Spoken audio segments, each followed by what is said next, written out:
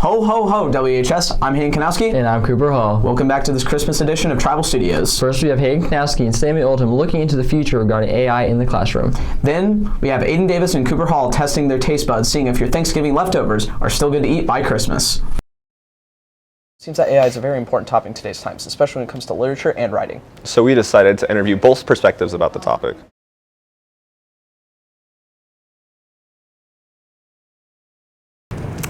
I don't think there's any place for it in the school because we're practicing doing our own writing when we're in school, and I don't think that we need to have a computer mimic human writing. We should be humans doing our own writing.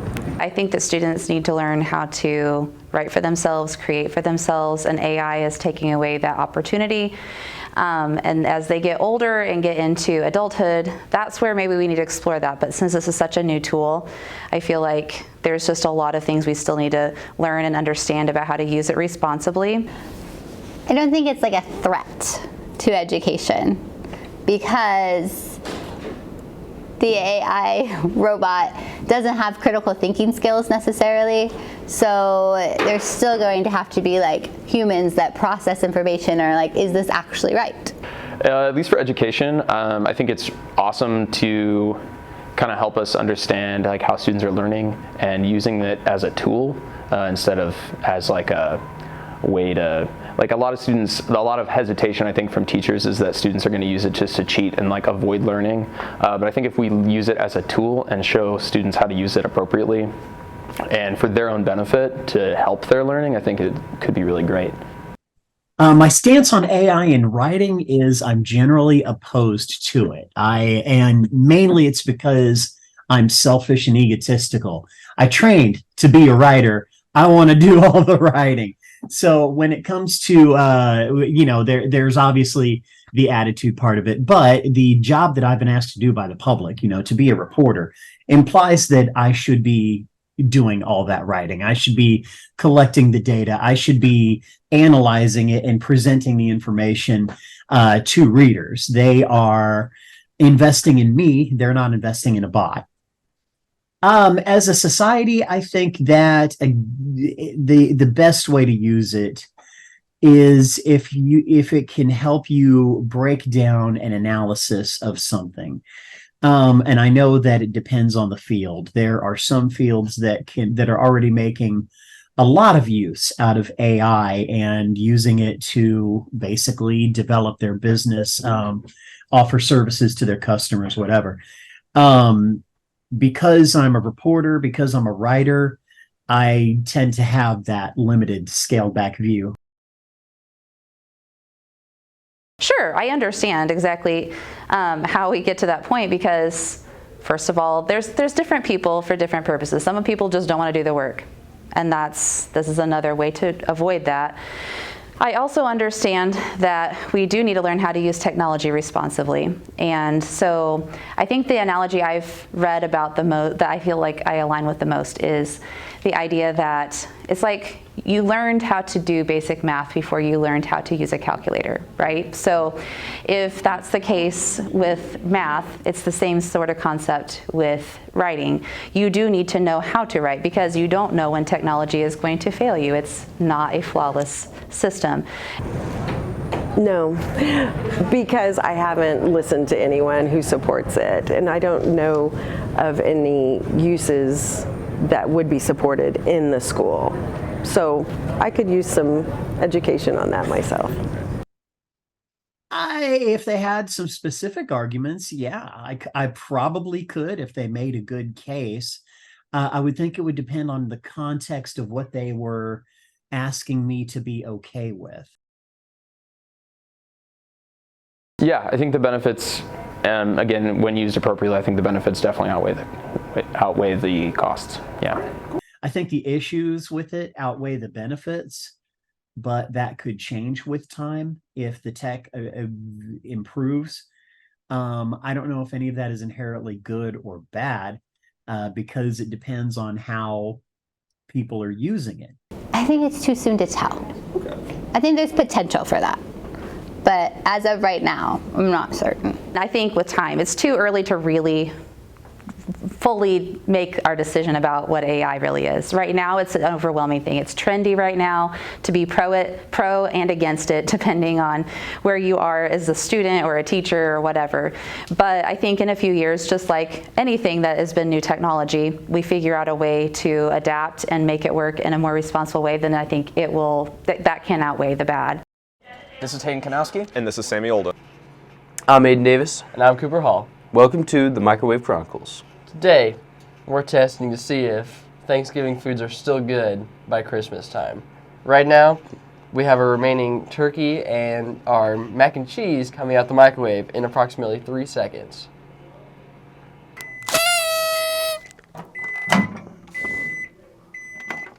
Turkey. Turkey. Nice and warm. Macintosh. Is this warm enough? Sometimes. So here, we can throw this back in for a little more. All right. Once we throw this back in, we can go ahead and start feasting on the turkey, the most important part of Thanksgiving. In a minute? Perfect. Okay. But first we have mashed potatoes, ham. What should I dig into first? I'm saying mashed potatoes. Okay. Let's go for it.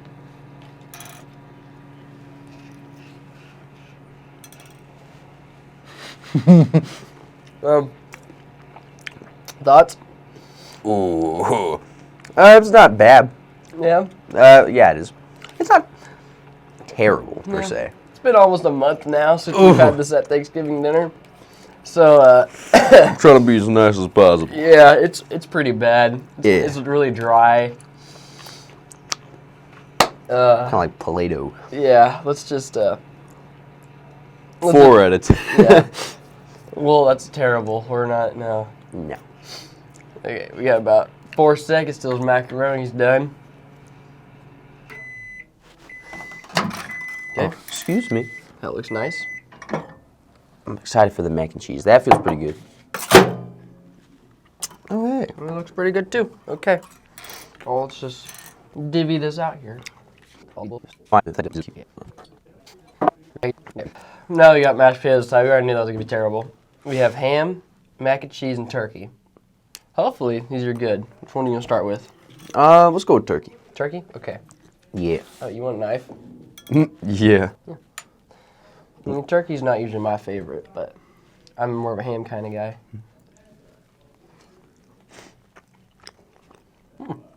That is actually kind of gas. Yeah. I'm gonna go for some more. Me too. I'm glad I didn't eat breakfast today. Well, it's been, how many days has it been since? It's been about a month, yeah. Yeah. Surprisingly, this is still really good. Turkey holds up. Although, it is kind of dry. Turkey's always dry. Other than that, it's fine. What'd you rate out of 10? That's a 9.5 right there. Yeah. I still give it. I'm gonna give it an 8. I don't like how it was dry. It was a little cold. We didn't warm it up long enough, but that's probably just our doing. Yeah. Now, mac and cheese. Sure. We'll finish with the best one. Got you. We'll just test this out.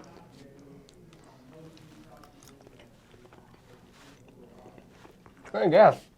Yeah. So, what would you rate it? I'm dying here. Sorry. It's pretty good. I'd give it like a 7 or 8. Yeah. I think it's pretty good still.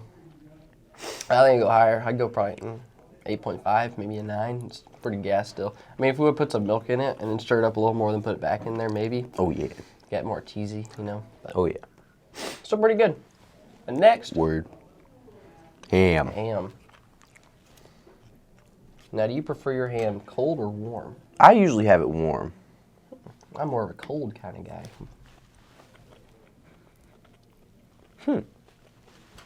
I've never had ham cold before. It's not bad. Oh, I love it. It's kind of gas. Kind of gas. Is that glass? If it's on the plate, it's edible. How'd you get... Quick intermission. Anyways, aside apart from the glass, this ham is pretty good. I give it a 8 or 9. Given the circumstances that have been a month, these ratings are, a little iffy, but I think it's pretty clear we can say that Thanksgiving food is still good, for the most part, by Christmas. I agree. I'm pleasantly surprised by everything except the mashed potatoes. And the mashed potatoes are nasty. Throw out the mashed potatoes if Yeah. you're done with them. That and then probably the eggs too. If you ever have what are those things called? The Deviled eggs. deviled eggs. Yeah, throw those out too. I didn't bring any. There's a I had my reason. house still. There's a secret fridge that we keep out back that has all the nasty foods in it. But anyways, thank you for tuning in. Till next time, which could be around February? Probably. Yeah. I'm Cooper Hall. I'm Aiden Davis. Thank you. Till the next one. Up next, we have Aiden Davis channeling his inner Bob the Builder. Then we have Cooper Hall walking the halls to ask students their insight in holiday debates.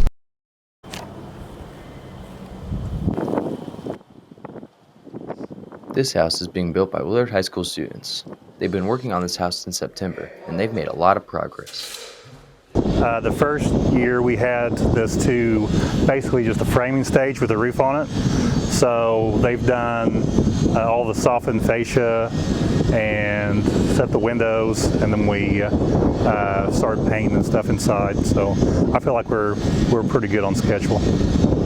It's 1,920 square foot with a 3-car garage.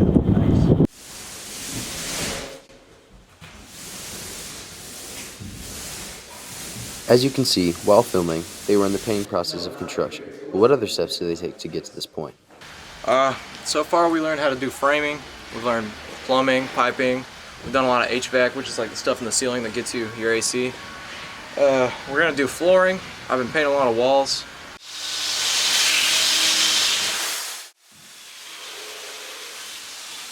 The building trade students have gotten a lot done for the construction of this house, but how much work is left for them? I'd say we have probably another 3 or 4 months worth by the time we get it all finished. So the plan is to have it done a month or so before school gets over, so we can have an open house. And something I think many of us are wondering, where does the money go after selling the house? So once we sell it, it goes back to the schools, what profit we make. These guys have been working really hard on this project, and I am very excited to see how it turns out. For Travel Studios, this is Aiden Davis.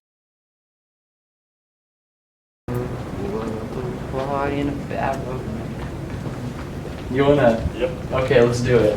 Santa Claus or Mrs. Claus? I'm gonna go with Santa Claus because he's the only one that actually does anything. So Santa. You don't think Mrs. Claus does anything? No, she's not the one giving presents. But who do you think tucks him in at night and makes him feel loved? The elves. Yeah, but you can't do everything. I don't think she does anything, to be honest. Thanks. Yep. Have a good one. Santa Claus or Mrs. Claus? Santa Claus. Why? Oh, because he's the patriarch of Christmas, and he's the one who goes out and delivers all the presents. I'm sure Mrs. Claus helps out, but he's the one out there putting his life on the line. Santa Claus or Mrs. Claus? Absolutely a team. Mrs. Claus is that behind-the-scenes worker, support system for Santa, but he is the man, and he is a big deal at our house. Thank you. Thank you. So Santa Claus or Mrs. Claus? Santa Claus. Why? Because Mrs. Claus doesn't give you presents. But she makes everything for him. Like, she's his supplier. No, it's elves do. Who do you think makes him dinner? It doesn't matter about dinner. Who do you think tucks him in at night? His elves, bro. His slaves. Do you think Santa would still be mentally stable if Mrs. Claus wasn't around? Yeah, I think he would. How? Because he has all the kids that he gives presents to. But they don't ever see him. He only sees them once a year. He's not supposed to see him. I don't know. I think Santa Claus is still better.